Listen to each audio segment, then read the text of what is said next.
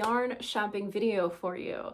So a couple months back, I did a video about trying to find wool yarn at Joann & Michaels. And since then, I thought, what if I tried to shop for wool yarn on Amazon? So again, I am a big proponent of using natural fiber yarns, particularly wool and wool blends, and then for the warmer weather, plant-based yarns, but they're not always accessible to people depending on where they live and depending on their economic situation. But Joann & Michaels are somewhat ubiquitous in the United States, so that seemed like a good place to give that experiment a try. Amazon is absolutely everywhere, at least in the United States. Pretty much everybody can order from Amazon. So that seemed like a good next step in sort of this experiment to figure out what kind of yarns are actually available to people broadly, people who don't have a local yarn store, who are being priced out of indie dyed yarns, because those are worth every penny, but very expensive. What is available to people who maybe live in rural areas, don't have access to even Joann & Michaels, but Amazon is everywhere. So I thought I would give it a try. I did pick some yarns and I'm going to share them with you. First, I am going to go ahead and put in here some clips of the actual shopping process on Amazon, and then we will take a look at what I got. All right, so I hopped over to Amazon, typed in wool yarn, and then it occurred to me I should probably narrow it down just a little bit. So I decided to opt for all Prime because we had Prime, and wanted to see how much of a difference that would make. So this is what came up at first. You can see a lot of Lion Brand woolies, which is not actually very much wool. Some Peytons or Pattons. There's some Lion Brand Fisherman's wool, which I wanted to check out. I've heard good things about that from Taylor over on the Wool Needles Hands podcast. And it says 100% pure virgin wool. That is not true in retrospect, but it is vast majority wool. It's something like 90% wool, at least for the color I got. So some of the colors may be 100% wool, but not all of them. And then we did a little more browsing. I was surprised to see that you could get this big pack of Knit Picks Wool of the Andes on Amazon from the Knit Picks store. Knit Picks is also pretty easy to shop from and pretty reasonably priced throughout the United States. So I'm not sure why you would need to buy Knit Picks on Amazon, but it's an option for you if that's more convenient for you, I suppose. Amazon also had Peytons, Pattons, that you can generally find at Joann & Michaels, and it was extremely overpriced at $7 and change a ball.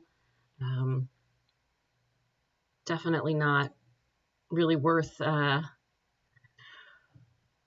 shopping there if you have a Joann & Michaels. A 5-pack for $32. That's still over $5 a ball, and it's so much cheaper at Joann's or Michael's on sale usually, but they have constant sales. But if you don't have those stores near you, this would be a good place to get if you like it. And they also had, I don't know, my Joann's, and I think just Joann's, not Michael's, but regardless, did have this yarn. They did not have a whole wide variety of colors, and they did not have large quantities either. So this might be a good choice, but it is definitely overpriced, unfortunately.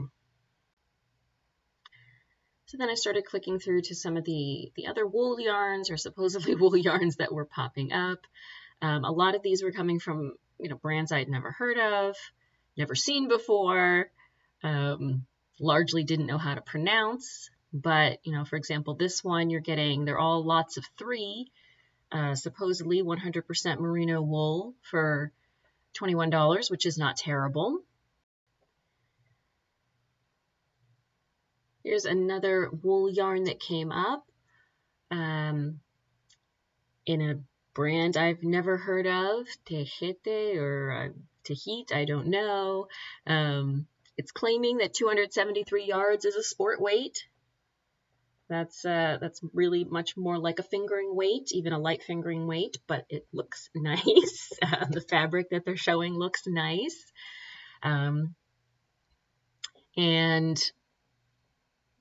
$10 for one ball seems a little high priced for a unknown brand of a 100% supposedly merino wool, but they did also have lots of 3 for a better price and some decent reviews. Ultimately, though, even on the first page of search results, I'm realizing that I have searched for wool yarn and they're already showing me things that are not wool yarn. They're showing me cotton yarn.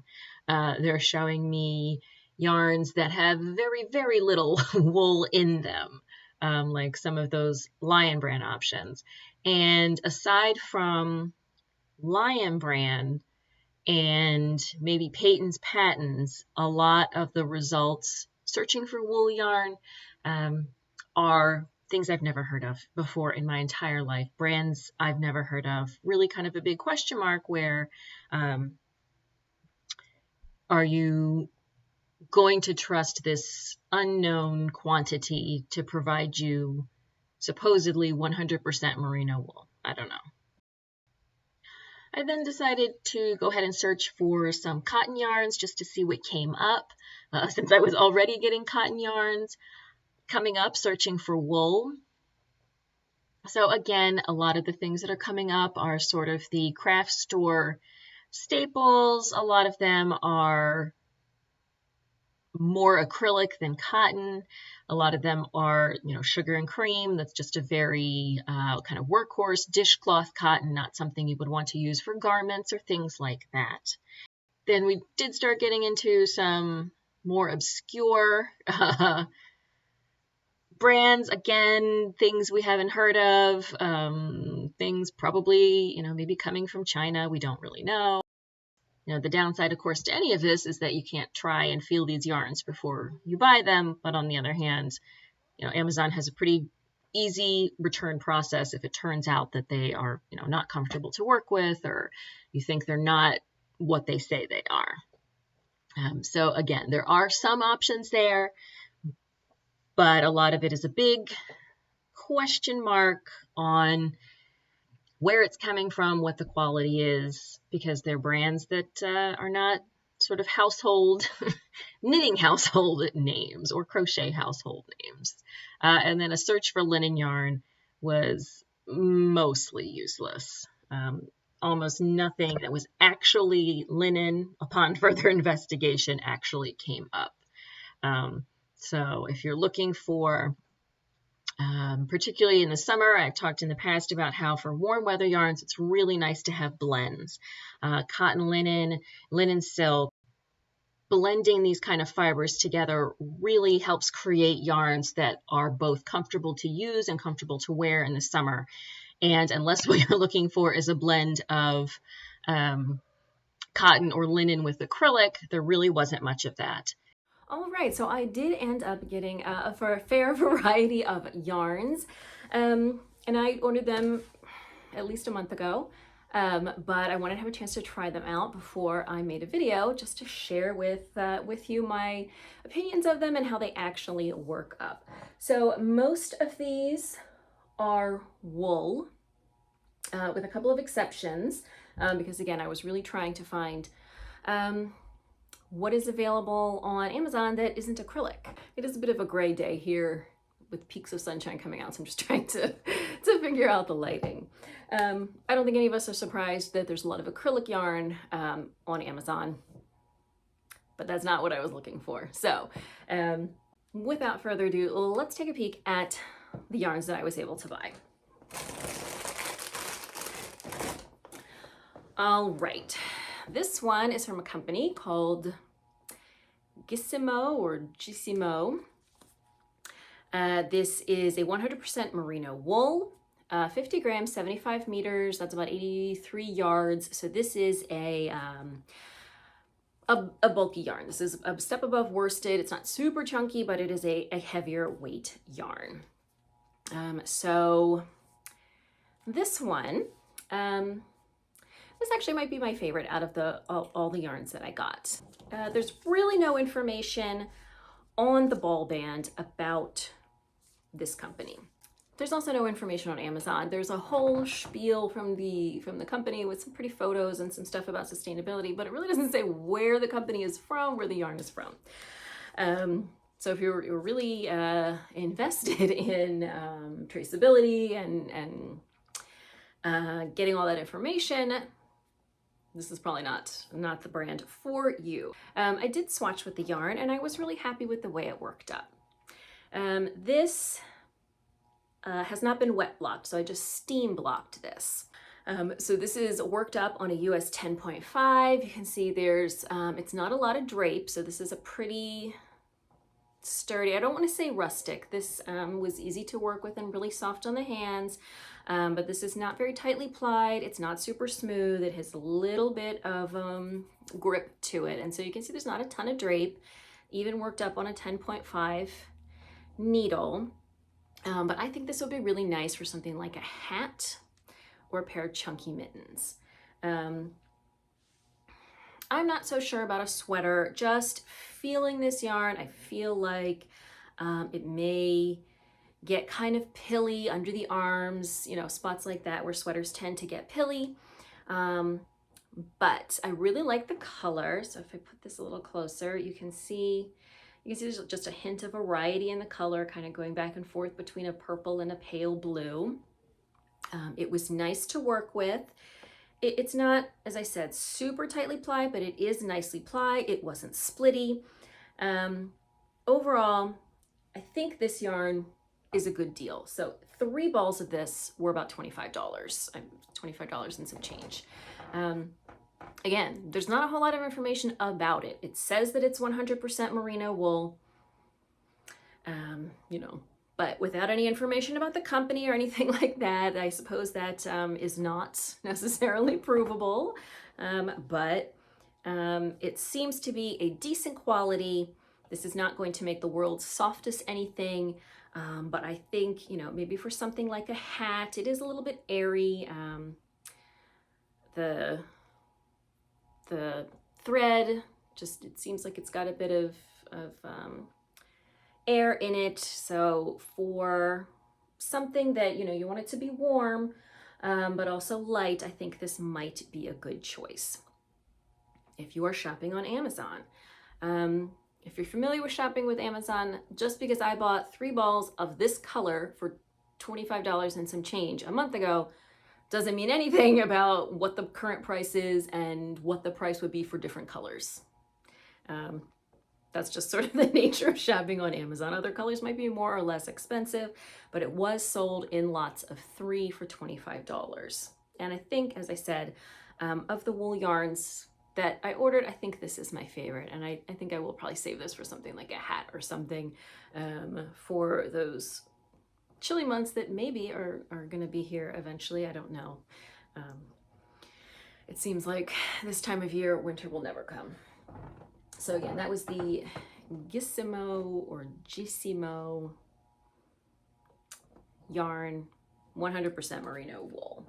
The next one I tried is, I'm sure, going to be familiar to many of you, and that is the Lion Brand Fisherman's Wool. Now, why didn't I pick this up when I was doing my Joann and Michaels thing?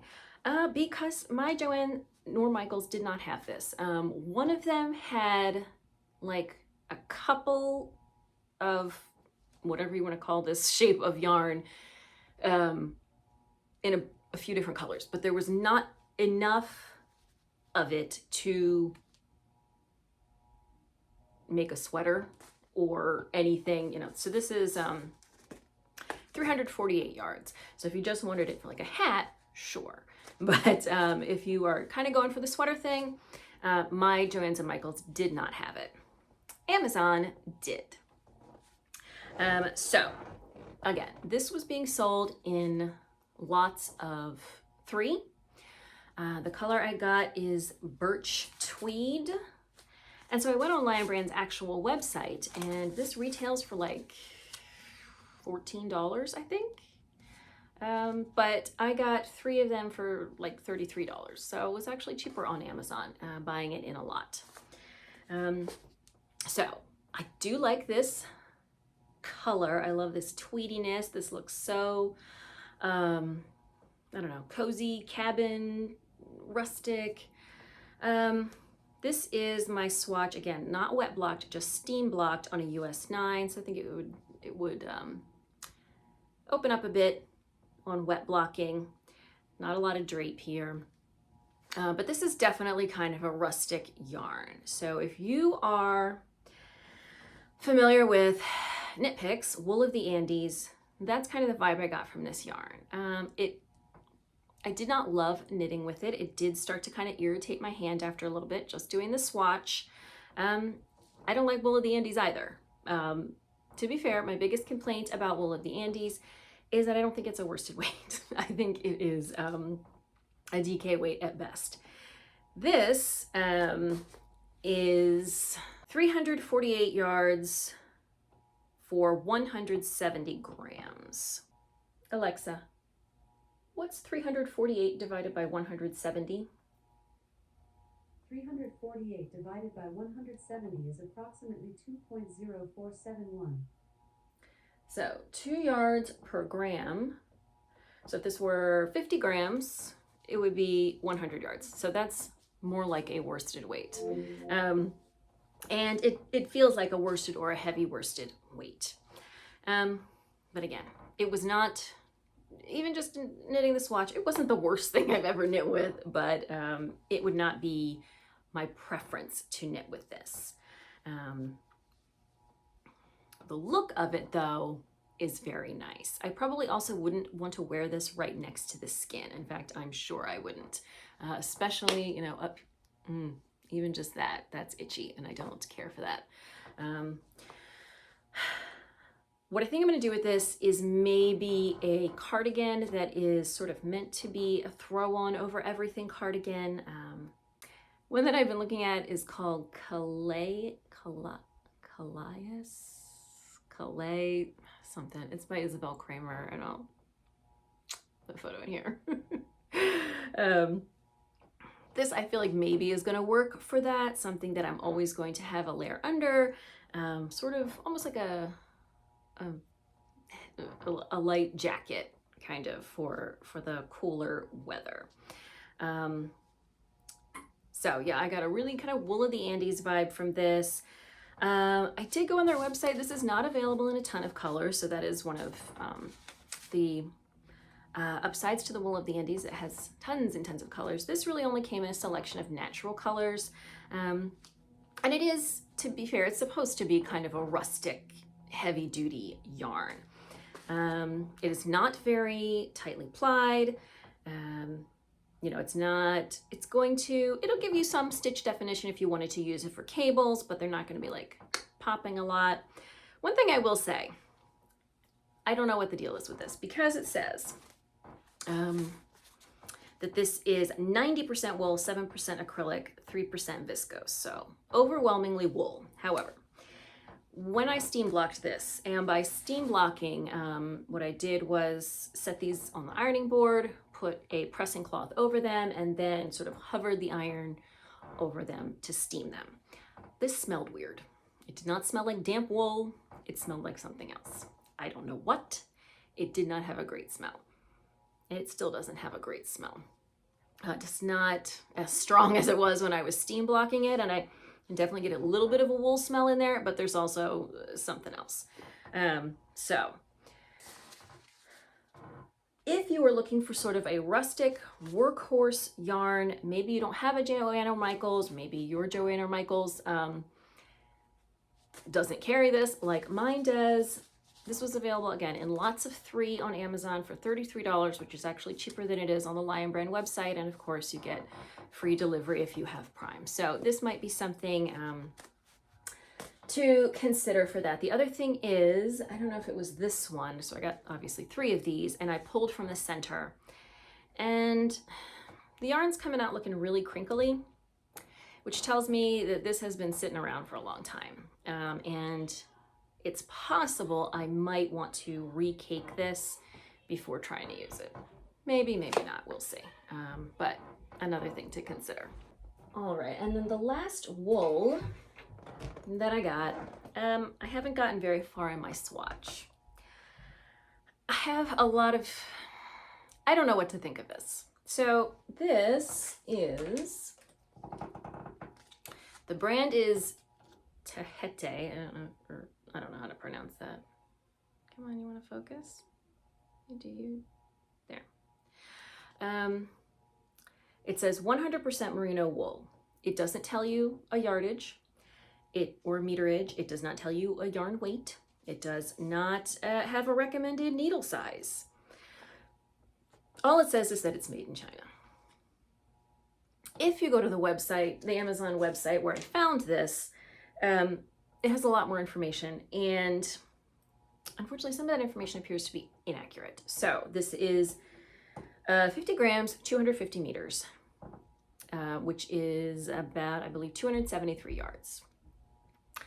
So if it were 100 grams, that would be 540 yards. So this is definitely a light fingering weight at best, teetering close to perhaps a lace weight, except that if you have used any of the Gilead yarns, it has a feel and a construction a little bit like that. So it is a little, looking at it, you were not going to really mistake this for a lace weight. It's not, despite that yardage, but it is definitely a light fingering weight at best.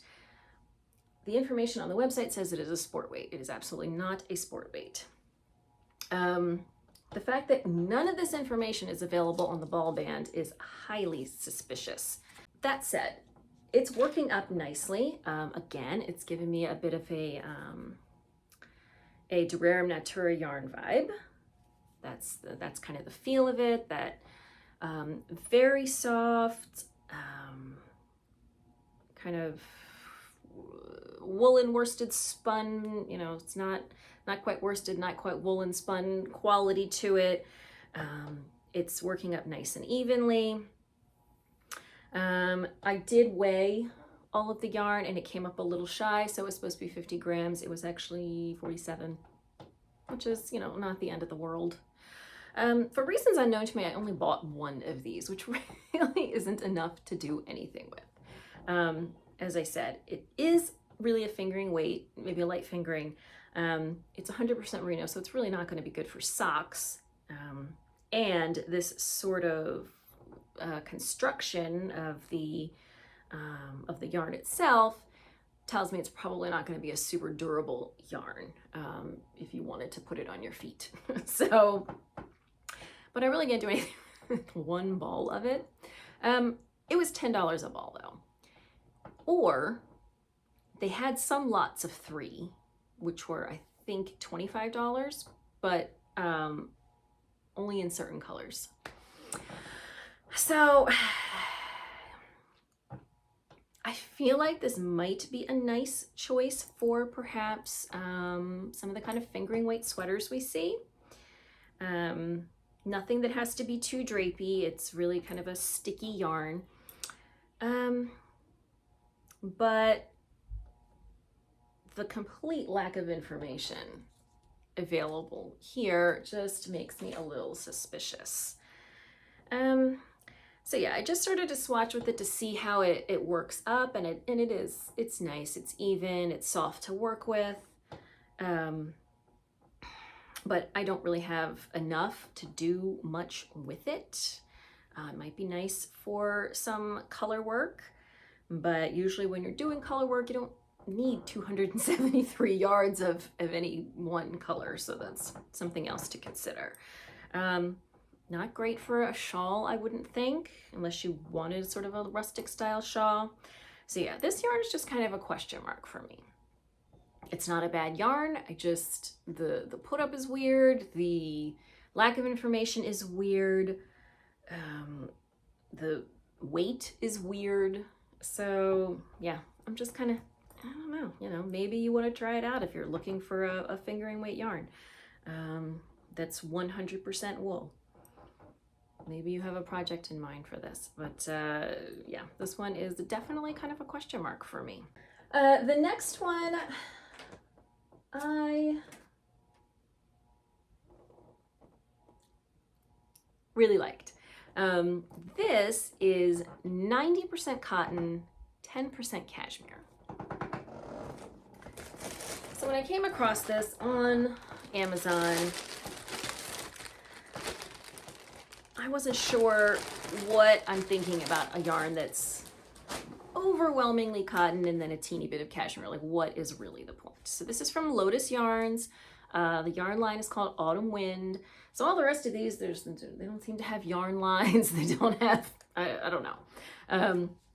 But this one is, you know, has a company, Lotus Yarn, has a brand, line name, Autumn Wind.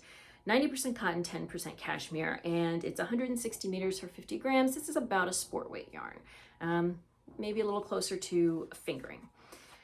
So, again, I really wasn't sure what's tiny little bit of 10% cashmere really going to do to a cotton yarn, but I was really curious.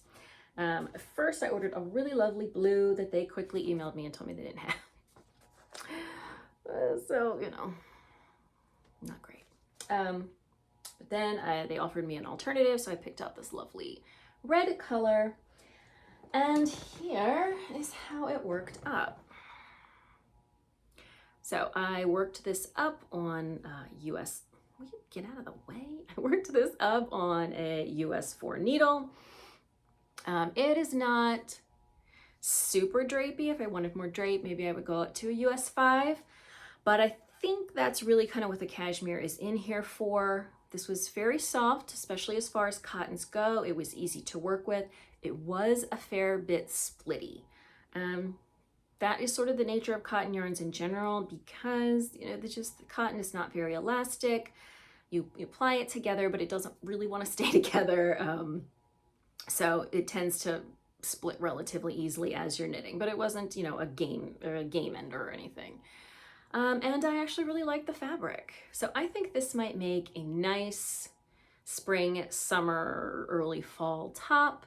The cashmere is really, I don't think, providing any kind of warmth or anything here. It is just giving this cotton yarn some softness and some drape.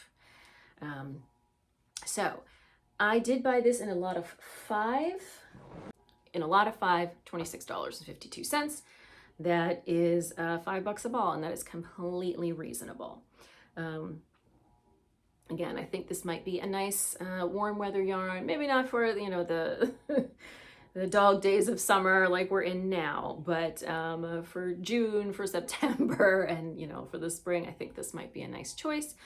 I don't know what I want to do with it. I was thinking about either a Rift tee or a camisole number 3. I think that's gonna have to go on the back burner because I just have so much other stuff going on right now that I'm working on. And there's no way I'm gonna get another warm weather top started and finished by the end of the actual warm weather season, but maybe saving it for the future. But I really think if you were looking for a warm weather yarn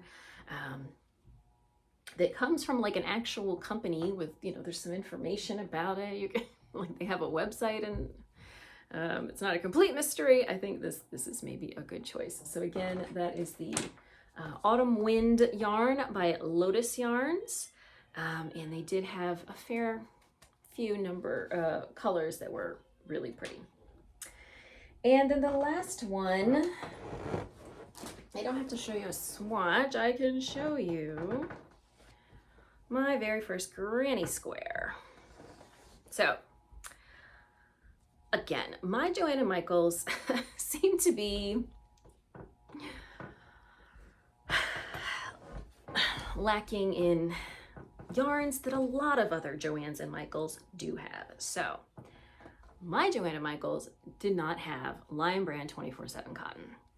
And I thought this would be a good yarn to try for a lot of the granny square projects that I have in mind now that I have just barely learned to crochet. So I actually got not just these two. I got, I think, like a bunch of other ones for another granny square project. I don't need to pull them out. So one thing I'm going to note about this 24/7 cotton, it's shiny. So I would not probably want this in a garment. I don't like generally my garments to be shiny. I don't like the way it looks. I think it looks kind of plasticky and synthetic-y. So Lion Brand 24/7 cotton is about a worsted weight cotton, and it is 100% cotton. It is 100% mercerized cotton, which is why it has like that. I don't know exactly what the actually that's hilarious. I don't know exactly what mercerizing does, but the I guess French translation is cotton brillante, like shiny cotton, and it is. I don't know what that process does, but it makes the cotton shiny. And personally, for garments, I would not be interested in it, but I think it's nice for these granny square projects that I have in mind.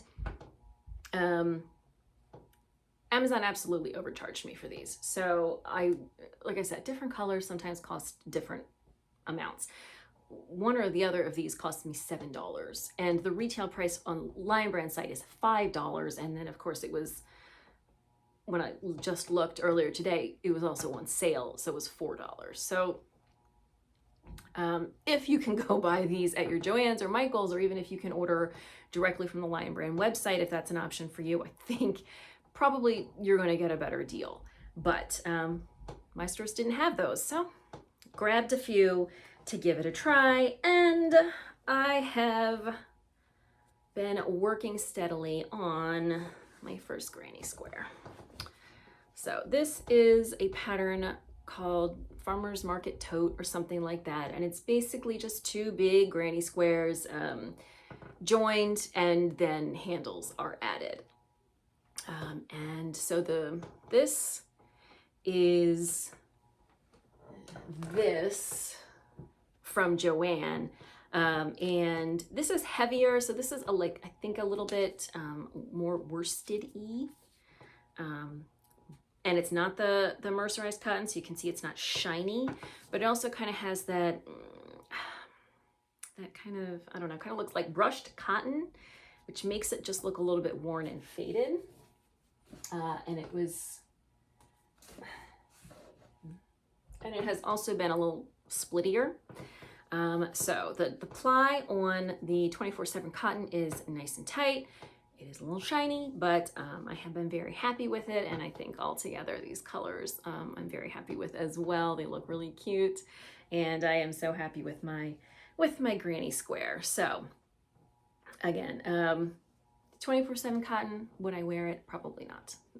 I don't like to be shiny, but for your summery granny square projects, I think it might be a good choice. However, Amazon is probably not the place to buy it. If you can find it at your Michael's or Joann's when they have, tons of sales all the time and coupons and things, Amazon it's really overpriced there. So those are the yarns that I purchased on Amazon and was able to try out.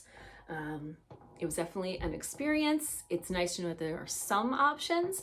Options were overwhelmingly acrylic. A lot of the wool options or wool blend options that I came across were very kind of a question mark. Brands I'd never heard of. Not a lot of information about where the yarn was coming from. Not a lot of information other than like wool. I guess that's to be expected when you're shopping on Amazon, pretty much for everything, not just yarn. But I was able to find some wools that I gave a try, and some success, some possibilities for the future. Again, I think my